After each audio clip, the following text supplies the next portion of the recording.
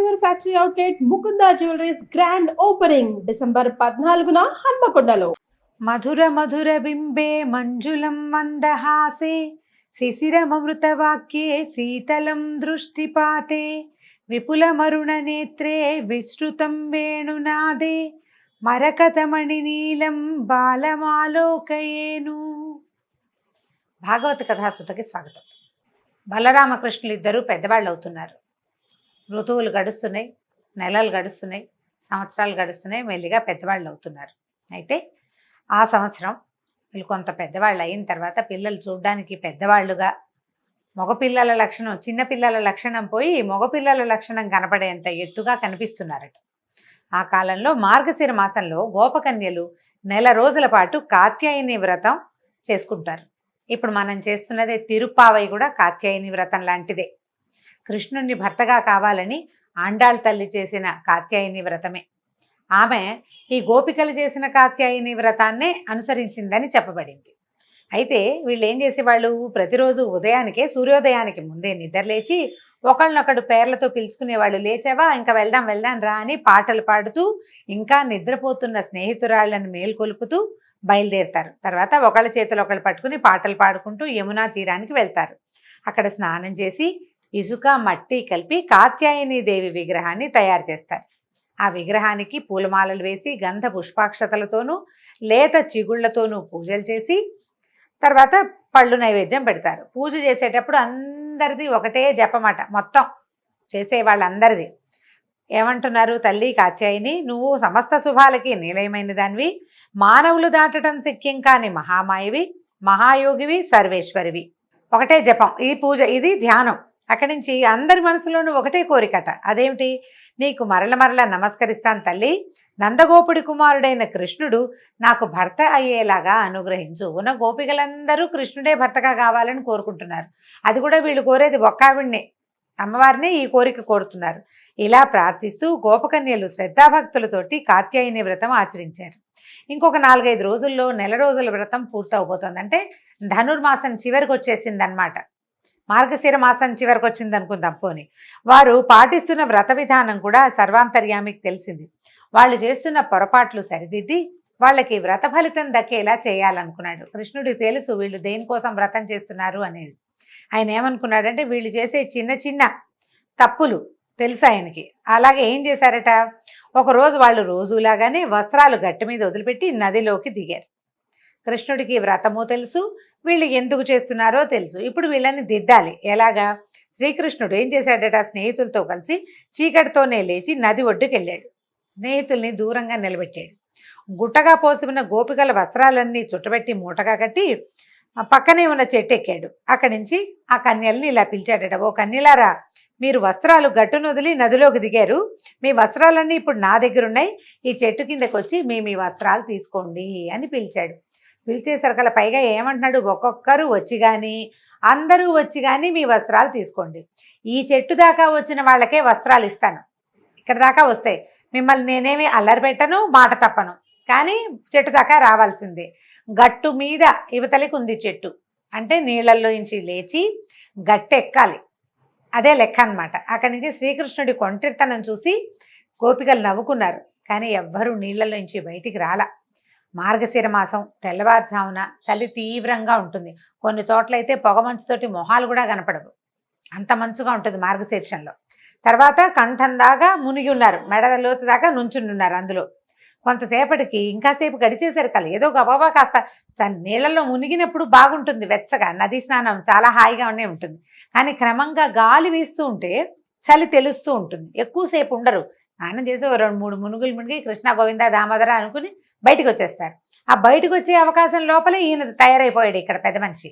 అక్కడి నుంచి ఏమన్నారు, అందరూ ఆలోచించుకుని ఓ పక్కన చల్లేసేస్తుందని, నాయన కృష్ణ, నీ తండ్రి నందగోపుడు మన గోకులానికి రాజు, బాధ్యత గలవాడు, 10 మంది నమస్కరించే పూజ్యుడు, అతని కొడుకువైన నీకు ఈ ప్రవర్తన పనికిరాదు, నువ్వు ఇలా చేయకూడదు. మేము దేవతా పూజ కోసం నదిలోకి దిగాం, స్నానం చేసి పూజ చేసుకోవాలి, మరి చలికి వణికిపోతున్నాం, మా వస్త్రాలు మాకు ఇచ్చి అంటే గట్టు మీద పెట్టి నువ్వు వెళ్ళిపో, మేము తర్వాత వస్త్రాలు ధరించి పూజ చేసుకోవాలని చెప్పారు. చెప్పేసరికి అలా పైగా ఇంకా అంటున్నారు, మేము నీ దాసీలో, నువ్వు ఎలా చెప్తే అలా చేస్తాం, వస్త్రాలు మాత్రం ఇచ్చేయి ముందు మరి రాజుగారి అబ్బాయికి రాజ్యంలో ఉన్న వాళ్ళందరూ దాసులే, ఎంతో కొంత, బాగా కాకపోతే కొంత అయినాను. కాబట్టి నువ్వు ముందు వస్త్రాలు అక్కడ పెట్టు, నువ్వు ఏది చెప్తే అది చేస్తాం, బట్టలు మాత్రం ఇచ్చేసేయమన్నారు. కృష్ణుడు పట్టిన పట్టు వదలలేదు. వదలక ఏమన్నాడంటే, నేను అసత్యం చెప్పను, మీరు అసత్యం చెప్పద్దు. ఇప్పుడు మీరు నాకు దాసీలమని చెప్పారు, మీరు అదే నిజమైతే నేను చెప్పినట్టు చేయాలి కదా. తర్వాత ఎప్పుడో చేయడం కాదు, ఇప్పుడే, నేను ఇప్పుడు ఏం చెప్తున్నాను, నదిలోంచి వచ్చేయండి బయటికి, చెట్టు దాకా రండి, అప్పుడు బట్టలు ఇస్తాను అన్నాడు. అనేసరికల్లా ఈ చెట్టు కిందకి వచ్చి తీసుకోండి అని చెప్పేస్తున్నాడు. ఈ కన్యలు చేసేది ఏమీ లేదు, ఎంతసేపో బతిమలాడారు, అడిగారు, బతిమలాడారు. ఏం బతిమలాడినా నవ్వుతాడు, మాట్లాడతాడు, కానీ ఒప్పుకోడు, అవతలకు వెళ్ళడు, ఆ బట్టలు వీళ్ళ వైపుకి పడేయడు. తను లేచి అక్కడి నుంచి వెళ్ళటం లేదు. ఇక బతిమాలి బతిమాలి, నీ మీ నాన్నకి చెప్తాం, మీ అమ్మకి చెప్తాం, అందరికీ చెప్పేస్తాం నీ సంగతి అన్నారు. అయినా సరే భయం లేదు అబ్బాయికి, కొంచెం కూడా భయపట్టలేదు, భయం లేదు. పైగా మీరు వస్తే ఇస్తానన్న పట్టుదల మీదే ఉండిపోయాడు. ఇక ఏమీ చెయ్యలేకపోయారు, బతిమాలి బతిమాలి. పైగా సూర్యోదయం అయితే మరీ కష్టం, అందరూ వచ్చేస్తారు, ఊళ్ళో జనం కూడాను. ఆ లోపల వచ్చి పూజ చేసుకోవాలి. సూర్యోదయం కాకుండా పూజకి మొదలు పెట్టాలి. సూర్యోదయం తర్వాత కూడా పూజ చేసుకోవచ్చు, మొదలెట్టాల్సింది సూర్యోదయం కాకముందు. ఇక ఎంతసేపు నీళ్ళల్లోనే ఉంటే ఈ వ్యవహారం ఎట్లా పోసుకుతుంది? సరే ఏం చేశారు, చేసేది ఏం లేక 2 చేతులతోటి సాధ్యమైనంత శరీరాన్ని కప్పుకుని నీళ్ళల్లో నుంచి బయటకు వచ్చారు. నీటిలో ఉన్నప్పుడు తెలియని చలి, బయటకు వచ్చాక బాగా తెలుస్తుంది. తడి వంటి మీద గాలి తగిలేసరికి వణుకు పుట్టిపోతుంది, వణికిపోతున్నారు. కృష్ణుడు ఏమన్నాడంటే, మీరు దృఢ నిష్ఠతోటి కాత్యాయని వ్రతం చేస్తున్నారు, అయినా కూడా ఏం చేశారు, పుణ్యక్షేత్రం, నదీ తీరం పుణ్యక్షేత్రం, వివస్త్రలుగా నీళ్ళల్లోకి దిగారు. ఇది జలదేవతల పట్ల చాలా తీవ్రమైన అపచారం. దేవతలకి అపచారం, వివస్త్రలుగా స్నానం చేయకూడదు. ఇది ధర్మశాస్త్రం ప్రకారం కూడా ఒంటి మీద ఏదైనా నదీ స్నానము అవి చేసేటప్పుడు, మడుగులో దిగేటప్పుడు వస్త్రాలు లేకుండా దిగంబరులుగా ఎప్పుడూ నీళ్ళల్లోకి దిగకూడదు. స్త్రీలు కానీ పురుషులు కానీ ఒంటి మీద వస్త్రం ఉండాలి, దేవతలకి అపరాధం చేసినట్టు అవుతుంది. అప్పుడు ఏం చెప్పారు, ఆ దోషం పోవాలంటే మీరేం చేయాలి, 2 చేతులు జోడించి నెత్తి మీద పెట్టుకోండి, శిరస్సు మీద పైకి పెట్టాలి, గోవింద అన్నట్టు పెట్టాలన్నమాట. పైకి పెట్టి ఇక్కడికి వచ్చి శిరస్సు వంచి నమస్కరించి మీ వస్త్రాలు తీసుకోండి అన్నాడు. కన్యలు తాము చేసిన తప్పు తెలుసుకున్నారు, వాళ్ళకి అర్థమైంది తాము చేసింది పొరపాటు, ఇది చేయకూడని పనే. కాకపోతే ఏంటంటే ఈ చిన్నతనము, బాలప్రాయం అనకూడదు, కన్యప్రాయం అనుకోండి, ఆ వయసులో అడ్డు చెప్పేవాళ్ళు, ఎవరైనా చెప్పేవాళ్ళు లేకపోతే ఒక రకమైన ఇష్టారాజ్యపు ప్రవర్తన వస్తుంది. వీళ్ళు ఆ కాత్యాయని వ్రతం చేస్తే మీరు కోరిన భర్త లభిస్తాడు అన్న పెద్దల వాక్యాన్ని తీసుకుని నదీ స్నానం చేసి పూజ చేసుకోవాలి అనే వ్రత విధానాన్ని కూడా పెద్దవాళ్ళ దగ్గరే తెలుసుకుని చేయబోతున్నారు. చేసేది అదే కదా. కాకపోతే ఈ పెద్దలు చెప్పే మాటల్లో కొన్ని శుద్ధులు, కొన్ని సరైనవి, ఇది ముందు ఇది తర్వాత, కుడి ఎడమ, ఈ వివరం తెలుసుకోకుండా చేస్తే కనుక ప్రయోజనం లేదు, అపరాధాలకి గురవుతాం, అపరాధం అయిపోతుంది. ఇప్పుడు మనం కూడా చాలా చిన్న చిన్న పొరపాట్లు ఇలాంటివే చేస్తాం. దేవాలయానికి వెళ్ళాలని చాలా చక్కగా శ్రద్ధగా దేవాలయానికి వెళ్తారు, జుట్టు విరబోసుకుని వెళ్ళకూడదు, విరబోసుకుని వెళ్ళిపోతారు. ఏంటంటే ఇప్పుడు స్టైల్ అది, ఇప్పుడు మెథడ్ అది. ఇప్పుడు దేవాలయానికి వెళ్ళాలన్న పెద్దవాళ్ళ మాట ఎంత చక్కగా విన్నారో, ఆ రెండో మాట కూడా సరిగ్గా పవిత్రంగా జుట్టు కొసలు ముడి వేసుకోవాలి, లేదా చక్కగా జడేసుకోవాలి, వస్తువులు ఉండాలి, బోసి చేతులతోటి అట్లాగా బోసిగా మెడ అలంకారం లేకుండా దేవాలయాలకు వెళ్ళకూడదు. అలాంటివి పెద్దవాళ్ళు చెప్పినప్పుడు వీటన్నిటిని కూడా పాటిస్తేనే మనకి ఫలితం లభిస్తుంది. అలానాటి గోపికలకి కూడా పెద్దల మాట పూర్తిగా వినే లక్షణం ఉంది. ఇదంటే కొత్త ఏం కాదనమాట, అప్పుడు ఉంది, మన ముందు యుగంలో కూడా ఇలాంటి లక్షణాలు ఉన్నాయి. వివస్త్రలుగా నదిలోకి దిక్కకూడదని వాళ్ళకి తెలుసు. కాకపోతే ఏంటంటే తెల్లవారుజాము ఇక్కడ ఎవ్వరూ లేరు, నిర్జనంగా ఉంది, మనమే, ఏమవుతుంది, ఎవరు చూస్తారు అని. ఎవరు చూస్తారని కాదు, చెయ్యకూడని పని చెయ్యకూడదు అంతే. ఎవరైనా చూస్తారని చేయటం, చూడలేదని పర్వాలేదు కాబట్టి చేసేయటము చేయకూడదు. అట్లా ధర్మం ప్రకారం ఇది పనికిరాదు, ఇది శాస్త్ర విహితము, శాస్త్ర విరుద్ధము అని విషయాలు మనకు తెలిసినప్పుడు శాస్త్రరీత్యానే ఎవరికీ తెలియదు కదా అని కానీ, ఎవరూ చూడరు కదా అని కానీ మన ఇష్టం వచ్చినట్టుగా ఇష్టారాజ్యపు ప్రవర్తన చేయకూడదు. మనం భాగవత రామాయణాది గ్రంథాలు కానీ పురాణాలు కానీ తెలుసుకునేది ఎందుకంటే ప్రధానమైంది ఇది చేయాలి, ఇది చేయరాదు. చేయకూడని పనులు చేస్తే ఎలాంటి దుష్పరిణామాలు ఎదురవుతాయో స్పష్టంగా తెలియజేయడానికి ఈ కథలు మనకి జ్ఞాపకం పెట్టుకోండి. నదీ స్నానం ఎక్కడైనా చెరువులో అక్కడ స్నానం చేసేటప్పుడు వస్త్రం లేకుండా చిన్నపిల్లల్ని కూడా దించకూడదు, పిల్లలకు కూడా వస్త్రం ఉంచాలి. అయితే ఏం చెప్తున్నాడు, దండం పెట్టండి అన్నాడు. దండం పెట్టి నడుచుకుంటూ వచ్చి తీసుకోవాలి. అక్కడి నుంచి కన్యలు తాము చేసిన తప్పును తెలుసుకున్నారు. వెంటనే కృష్ణుడు చెప్పినట్లే అతనికి నమస్కరించి 2 చేతులు ముఖాన్ని నెత్తి మీద పెట్టుకుని వచ్చి దిగంబరంగా కృష్ణుడి వద్దకి నడిచి వచ్చి తమ వస్త్రాలు తీసుకుని దోష విముక్తులయ్యారు. ఇక్కడ చెప్తున్నారు చూడండి, కృష్ణుడు తాము చేసిన తప్పుని దిద్దాడు కానీ తమని చులకం చేయడానికి కానీ ఆట పట్టించడానికి కానీ హేళన చేయటానికి కానీ లేకపోతే అడ్వాంటేజ్ తీసుకోవటానికి కానీ చేయలేదు. ఇది గోపికా వస్త్రాపహరణ ఆడవాళ్ళ బట్టలు దొంగిలించాడు అనేది ఒక ఎంత బ్యాడ్ సెంటెన్స్గా పరిణమించేస్తుందంటే అది అసలు అప్పటికి ఆయన వయసు 10-11 సంవత్సరాలే, పెద్దవాడు కాదు. అయితే ఈ పెద్దవాడు కాని పసిబాలుణ్ణి వీళ్ళు భర్తగా ఎందుకు కోరుకున్నారు అంటే వాళ్ళ మానసిక దౌర్బల్యం అది. ఆయన అప్పటికి చిన్నపిల్లాడే, 10-11 సంవత్సరాలు, కొంచెం ఎదిగిన 10 ఏళ్ల పిల్లాడు. వీళ్ళకి ఏమిటంటే అతన్ని చూడడం, ఆయన లీలలు, అతను కదులుతుంటే ఆయన భగవంతుడు అవటం వల్ల ఆయన యొక్క పసితనం తెలిసేది కాదు, పెద్దవాడుగానే అనిపించేవాళ్ళు. ఇంకా ఈ పిల్లాడు పెద్దయ్యాకే మాకు పతి కావాలని కోరుకున్నారు వాళ్ళు, అదే ధోరణి అనమాట.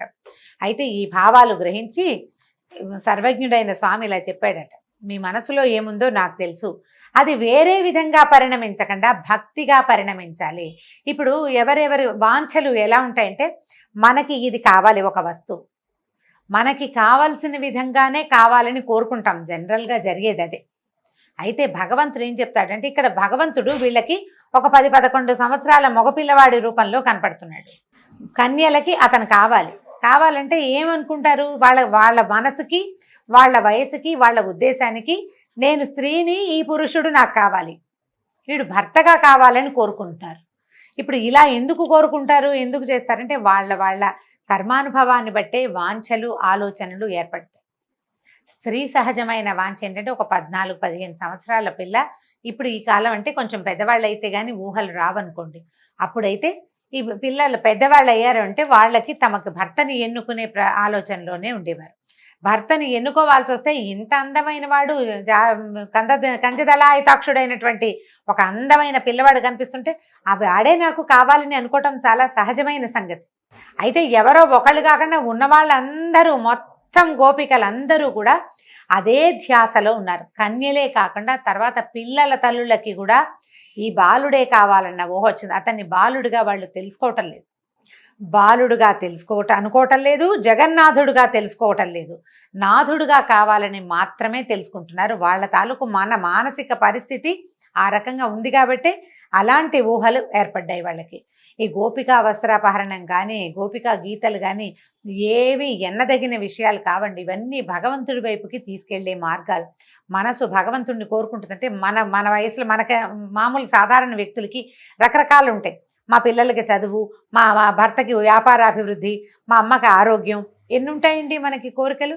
పిల్లలు చదువుకుని బుద్ధిమంతులై బ్రహ్మాండంగా ఉండి బాగా చదివేసుకుని బోల్డెన్ ర్యాంకులు వచ్చేసి, ఆ తర్వాత సీట్లు వచ్చి, ఆ పైన ఉద్యోగాలు వచ్చి, ఏ అమెరికావో ఆస్ట్రేలియావో వెళ్ళిపోయే అవకాశం వచ్చి, పిల్లలు బాగా సంపాదించుకుని ఎంత ఊహ చేస్తాం మనం కదా. అవన్నీ ఇస్తాడు ఆ దేవుడు, వరుసగా ఇస్తాడు. ఇప్పుడు మన వాంఛ ఏమిటి, మనకు తెలిసిన ఊహ నుంచి మనం ఆలోచిస్తాం. మనకు కూడా 1,00,000 ఉంటాయి, ఎన్నో కోరికలు ఉంటాయి భగవంతుడి మీద. మన కోరికలన్నీ లిస్టు చదివి చెప్పుకుంటాం. నువ్వు చదివినా చదవకపోయినా జరగాల్సింది జరక్క మాందు, ఎలాగూ జరుగుతుంది. ఇవాళ రోజున 5వ క్లాసులో ఉన్న పిల్లాడు 10 ఏళ్ల తర్వాత ఏ క్లాసులో ఉంటాడంటే లెక్క చెప్తాం, కానీ మనకు పరిస్థితి తెలీదు. దాని మీద మంచి ఆలోచన పెట్టుకుని అట్లా కావాలి, నా పిల్లాడు ఇంత బాగా పైకి వెళ్ళాలి, లేదా నా కూతురు ఇట్లా చక్కగా మంచి వరుడు రావాలి, లేకపోతే నా కూతురే డాక్టర్ అయిపోలేదా, కలెక్టర్ అయిపోవాలి, బోలెడని ఊహించుకుంటాం. ఊహకేముంది, ఇవాళ 5వ క్లాసులో ఉన్న చిట్టి పిల్ల 2 జళ్ళు వేసుకుని చిట్టి పాపాయి రేపొద్దున కలెక్టర్ అయిపోవాలన్న ఊహ మనం చేయటం లేదు.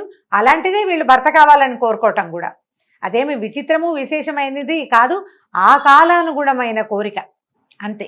అక్కడి నుంచి చూడండి ఈయన ఏం చెప్పాడంటే, ధాన్యపు గింజని ఉడికించినా వేయించినా మొలకెత్తదు, ధాన్యాన్ని పచ్చిగానే ఉంచాలి.